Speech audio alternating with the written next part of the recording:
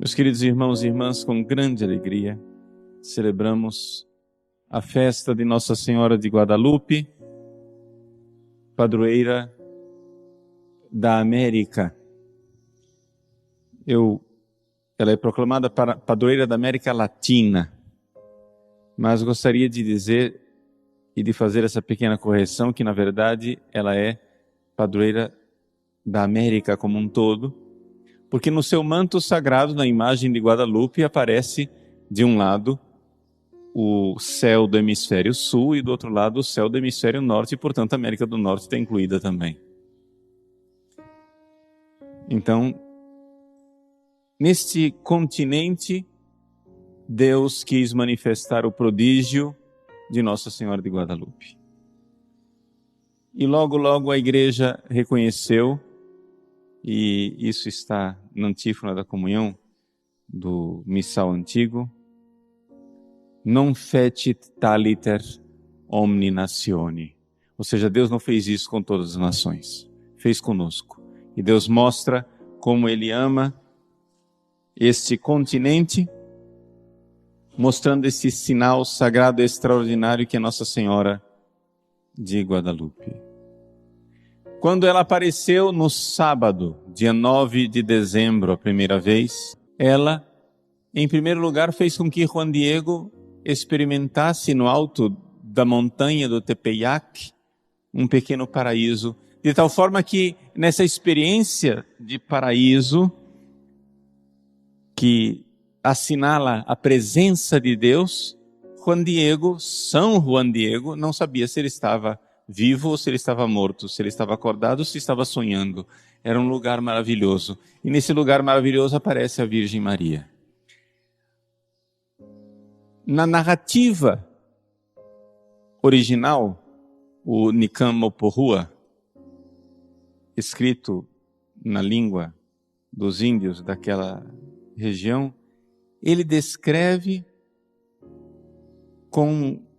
sem saber como descrever, todo o resplendor, todo o brilho, toda a glória da imagem de Nossa Senhora de Guadalupe.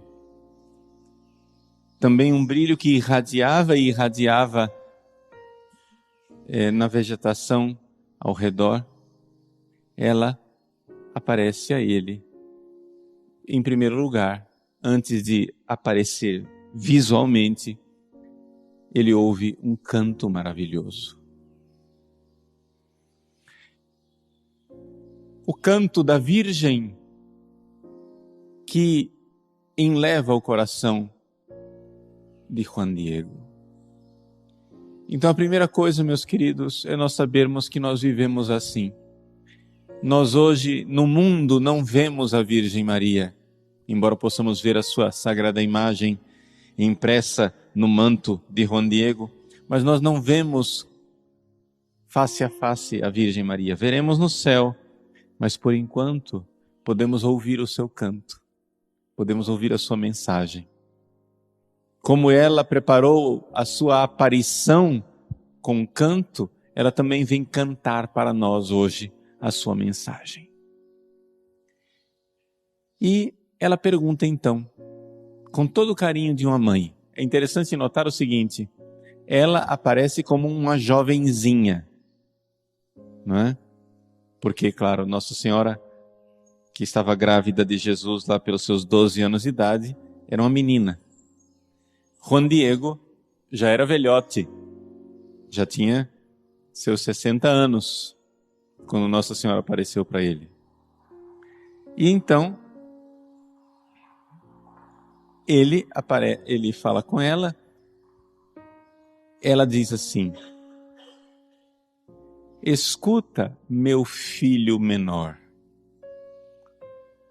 Vejam, logo do início, toda a narrativa ela é marcada um pouco por essa espécie de contradição em que a mãe, ela é aparentemente mais jovem do que o filho. O filho tem 60 anos, a mãe tem 12. Ou seja, parece uma... Mas para que Nossa Senhora realmente é mãe de todos nós. Ela diz: escuta, meu filho menor, Joãozinho, Juanito. Onde você está indo? E a primeira coisa belíssima é que Juan Diego ia para a cidade do México para participar da missa. E vejam o que ele diz. É interessante nós notarmos na narrativa da aparição de Nossa Senhora de Guadalupe o papel dos sacerdotes. Ali você vê que São Juan Diego era perfeitamente católico. Ele diz que ele vai para a cidade do México para seguir as coisas de Deus. Vejam como ele descreve os sacramentos, a missa. Seguir as coisas de Deus que nos dão os que a ensinam, aqueles que são imagem de nosso Senhor, nossos sacerdotes. Os sacerdotes são imagem de nosso Senhor. E eles nos ensinam e nos dão as coisas de Deus, a palavra e o sacramento. E ela então se identifica.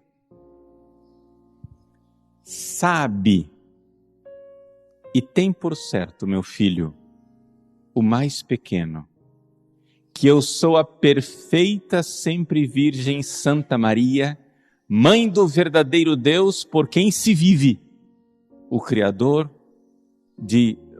das pessoas, o dono do que há ao redor e da imediação, o dono do céu e o dono da terra.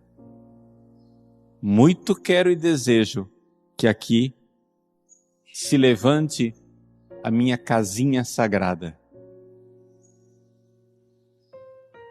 Quando se fala de igreja, quando fala do palácio do bispo, etc., etc., se fala sempre com suntuosidade, o palácio do bispo. Então, Juan Diego foi ao palácio do bispo. Mas quando se fala da igreja, é sempre a casinha sagrada.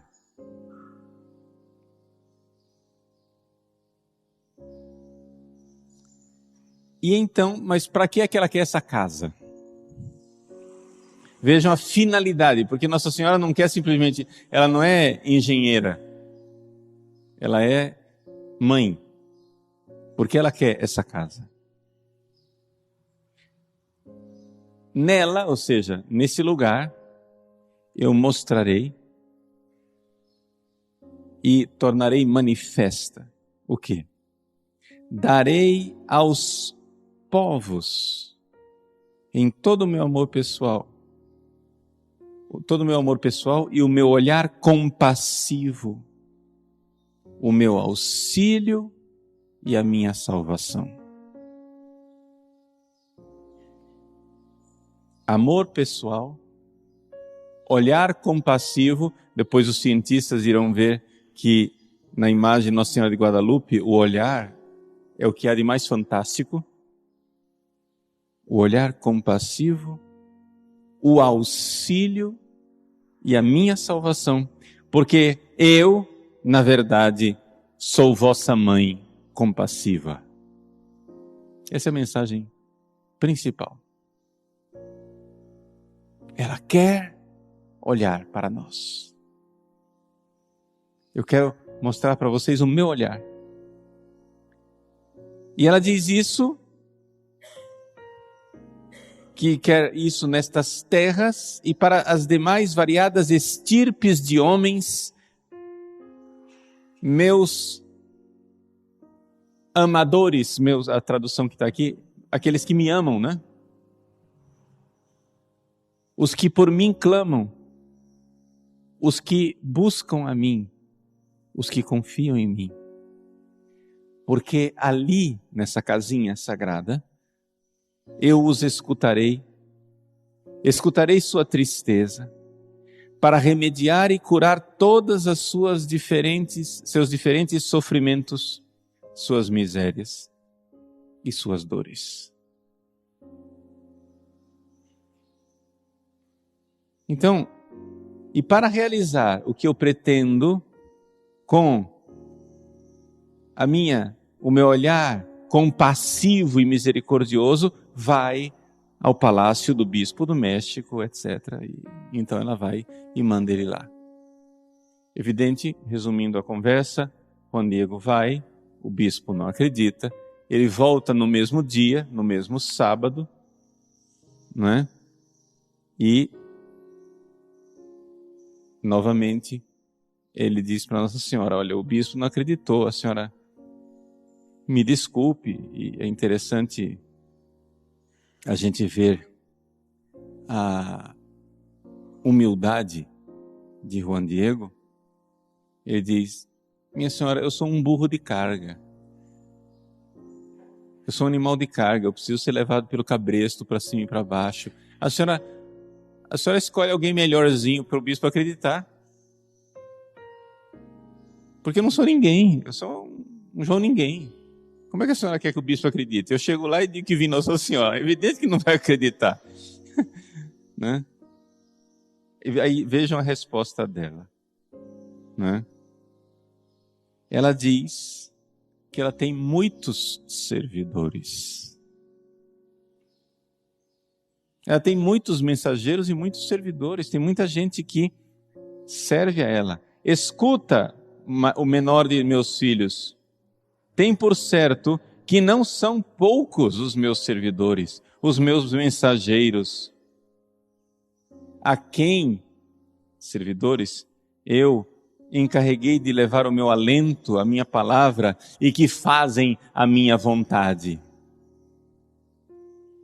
Mas eu quero você. E aqui, o mistério da eleição. Nossa Senhora escolhe quem ela quer. Que talvez humanamente não tenha as qualidades que nós gostaríamos ou que nós escolheríamos. E, no entanto, ela escolhe pessoalmente.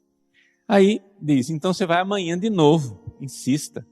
E é interessante notar o seguinte, gente, vejam, que esta resistência do bispo em acreditar, a gente sempre tem uma tendência de pensar assim, esse bispo incrédulo, que não acreditou. Gente, qualquer um de nós que fôssemos virtuosos, não acreditaríamos. Porque se você é um louco e acredita em qualquer coisa, aí tudo bem.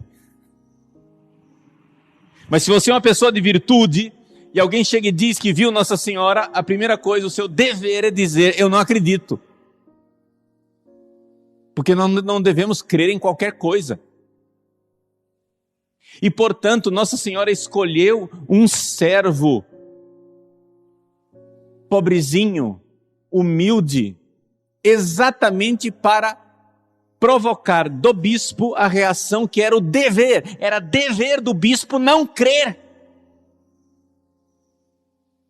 E Deus tinha isso desde toda a eternidade, porque se o bispo cresce logo de início, não haveria milagre. Se não houvesse milagre, não haveria... Ou seja, Nossa Senhora não precisaria mandar um sinal.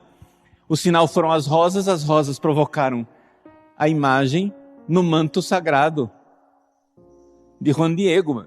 Mas é evidente que Deus, desde toda a eternidade, predispôs que fosse assim, que houvesse a incredulidade por parte do bispo, e era dever do bispo não crer. Porque se você acredita em qualquer coisa, você não é uma pessoa com fé, você é um tolo.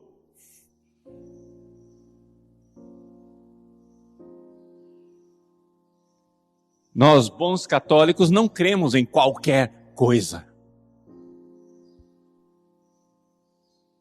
Nós cremos na revelação, porque nosso Senhor Jesus Cristo assim o disse, assim o fez e assim o quis. E nas outras revelações privadas nós cremos se, e tão somente se, houver sinais que comprovem para que nós possamos crer. Que ajudem a nossa crença.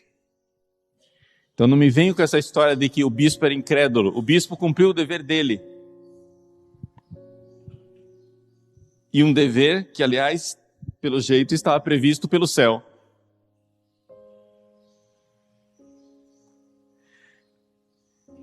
Ele volta lá no domingo e novamente o bispo não crê e diz o seguinte: mande sinais. diga a Nossa Senhora que se não tiver sinal, não tem casinha. Simples assim.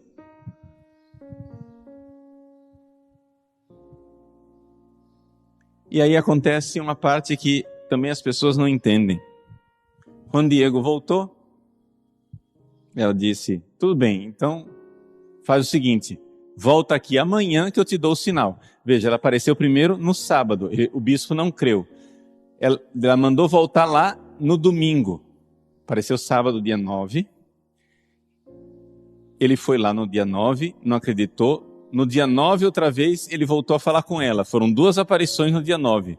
Ele mandou ele ir lá no domingo. Ele foi lá, sem aparição nenhuma no domingo. Ele foi e falou com o bispo. Quando o bispo não creu outra vez, ele voltou. Aí aconteceu a 3ª aparição no domingo ainda, dia 10. Ela disse, então é o seguinte, volta aqui amanhã, segunda-feira, dia 11.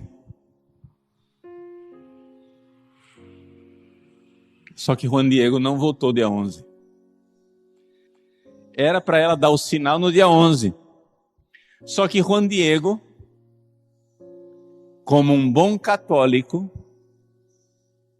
foi detido por um dever maior do que ir levar sinais para o bispo. A caridade para com o seu tio doente. O tio dele estava doente, não tinha quem cuidasse, a doença era grave, a caridade cristã o impelia, e é por isso que Juan Diego é São Juan Diego. Nossa Senhora está lá esperando, mas Nossa Senhora pode esperar um pouquinho, porque aqui tem o Cristo moribundo que está morrendo, é o meu tio. E a caridade, o amor, o compromisso com um doente necessitado fez com que ele dissesse para Nossa Senhora, Nossa Senhora, desculpa, a senhora aparece outro dia, porque aqui agora eu tenho que cuidar do pobre, eu tenho que cuidar do doente, eu tenho que cuidar do desvalido, porque meu irmão aqui não tem ninguém que cuide dele. E simplesmente Juan Diego não foi lá na segunda-feira. E segunda-feira não tem aparição. Quando finalmente a doença do tio se tornou gravíssima e não tinha outro jeito, Juan Diego foi cumprir o seu dever de católico e novamente ele deu cano em Nossa Senhora. E disse, não, eu não vou passar lá pelo alto do morro, que é um lugar que eu sempre vou, porque Nossa Senhora vai aparecer, vai me atrasar e eu preciso buscar um sacerdote para dar os últimos sacramentos para o meu tio, porque meu tio não pode morrer sem padre. Nossa Senhora, me desculpe, eu vou cumprir meu dever primeiro.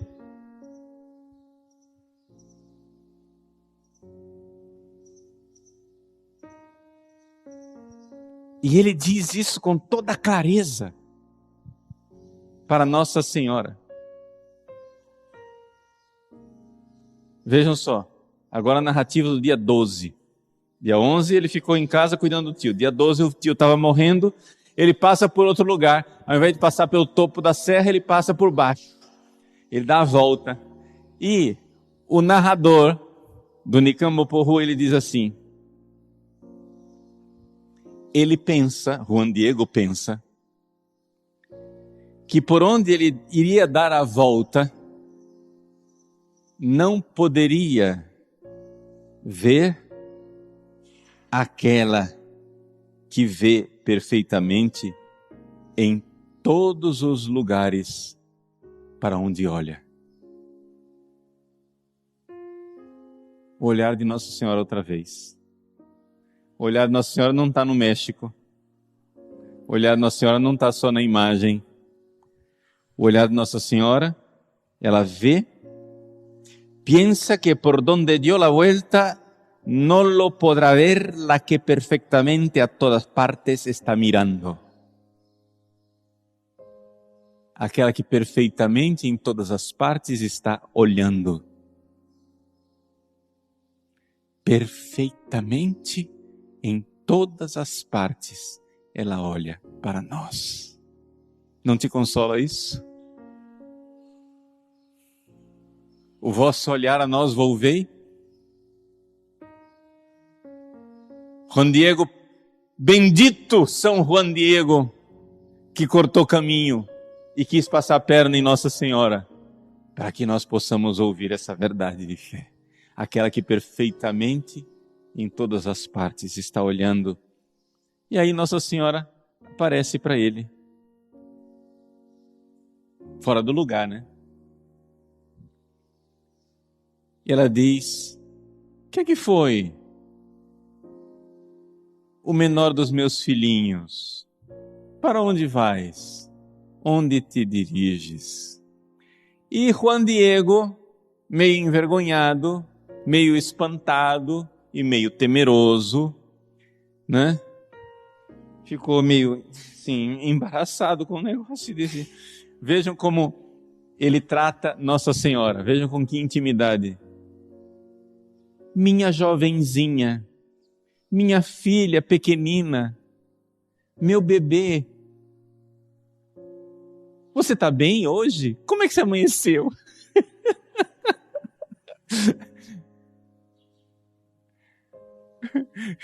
Você está com saúde? ¿Acaso sientes bien tu amado cuerpecito? Por acaso seu corpinho está bem? Está com saúde? Está boa? Você está legalzinha? Senhora minha, minha senhora, minha menina.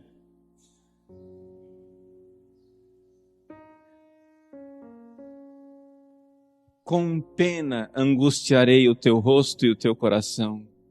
Eu quero que saibas, minha mocinha, que está muito grave um teu servidor, meu tio, em uma grande enfermidade o tomou e está seguro, eu estou seguro de que ele logo irá morrer dessa enfermidade. E agora eu vou com pressa para a tua casinha lá no México para chamar.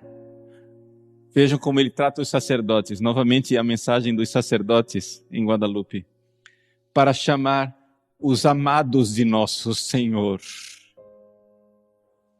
Nossos sacerdotes, para que possam confessá-lo e prepará-lo.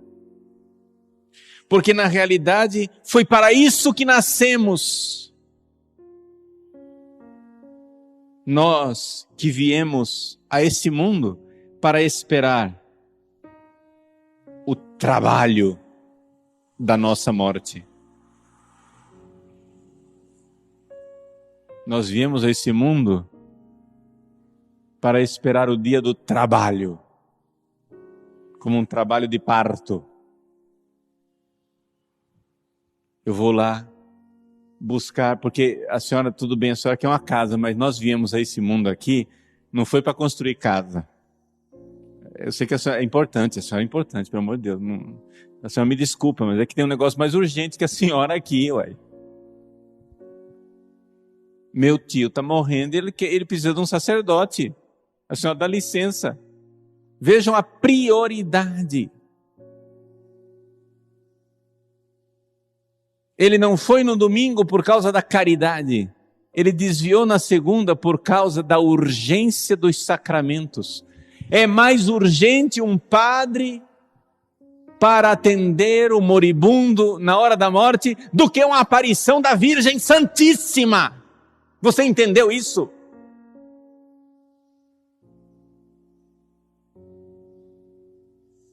É mais urgente um sacerdote na hora da morte do que a aparição de uma Virgem Santíssima. Juan Diego é um santo canonizado. Esta atitude dele mostra o quão católico ele é.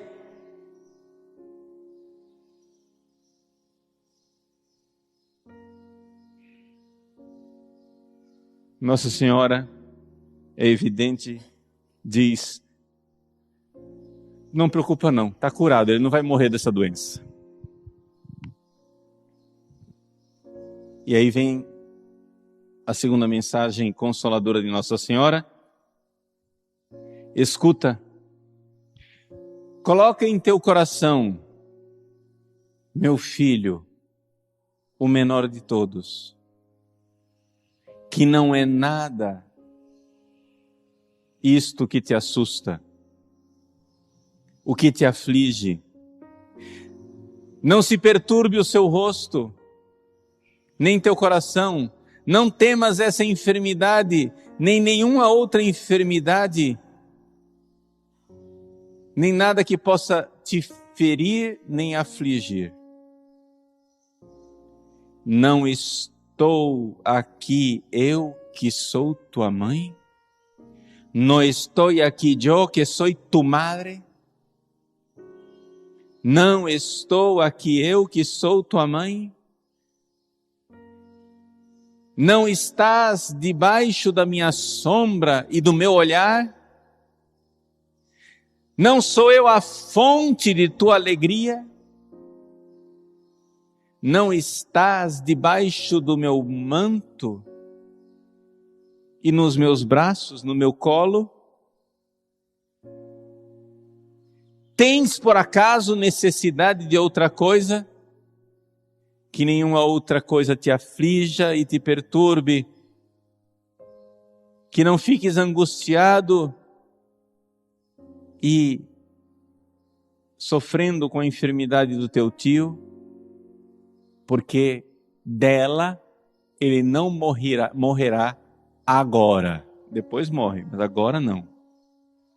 Agora tem por certo de que ele está curado. E de fato ele foi curado. Depois o resto da aparição, né? Ela diz, então faz o seguinte: você suba lá por onde você devia ter ido. Nossa Senhora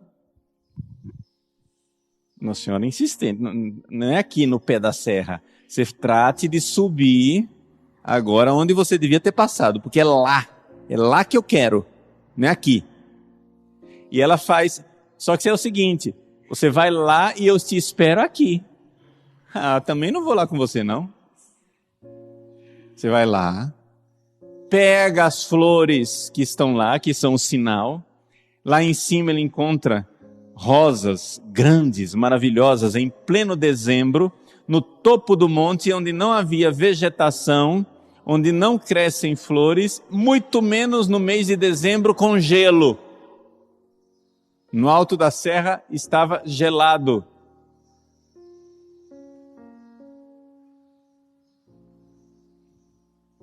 Tinha geada ou neve. O que era, a gente não sabe, mas estava gelado. E lá no meio do gelo, rosas de Castilha. Ele colhe as rosas, amarra o manto no pescoço, faz uma bolsa no seu manto e traz essas rosas para ela. Ele chega no pé do monte, onde ela estava esperando ele. Ela pega as rosas na mão. E aquelas rosas abençoadas pelas mãos santíssimas de Nossa Senhora, ela entrega de volta para ele. Ele vai ao palácio do bispo. Novamente, grande espera. Não queriam deixar ele entrar. Quando vem que ele tem rosas, o povo fica admirado. Aliás, uma coisa interessante, no meio do caminho, outra coisa bela, ele ia no meio do caminho degustando o aroma agradabilíssimo das rosas de Nossa Senhora. Ele ia sentindo o cheiro das rosas no meio do caminho. E aí, quando ele então finalmente chega lá no palácio, os empregados do bispo querem pegar as rosas e eles não conseguem. Toda vez que eles vão lá, põe a mão para pegar a rosa vira uma rosa estampada no manto. A rosa desaparece e fica impressa no manto. E ele continua com as rosas lá no seu manto. Quando se apresenta ao bispo, ele narra primeiro toda a história antes de abrir o manto. Narra toda a história para que o bispo ouça a mensagem de Nossa Senhora e finalmente ele abre e mostra as rosas. Quando as rosas caem no chão, milagrosamente se desenha diante do bispo a imagem de Nossa Senhora de Guadalupe. O bispo cai de joelhos, chora e pede perdão por não ter acreditado. Meus queridos, essa mensagem belíssima de Nossa Senhora de Guadalupe não precisa de comentário. Só a narrativa já é um grande evangelho para nós. Então vamos pedir a essa Mãe bendita que nos mantenha sempre debaixo do seu olhar. Porque foi para isso que ela veio no México. Né? Vamos lembrar a finalidade, porque ela queria a casinha sagrada. Ela queria a casinha sagrada para que todo o meu amor pessoal, o meu olhar compassivo, o meu auxílio e a minha salvação fosse colocado diante das pessoas. Estamos aqui debaixo do olhar compassivo de Nossa Senhora, porque ela vê perfeitamente, porque ela é aquela que olha em todos os lugares. O vosso olhar a nós volvei.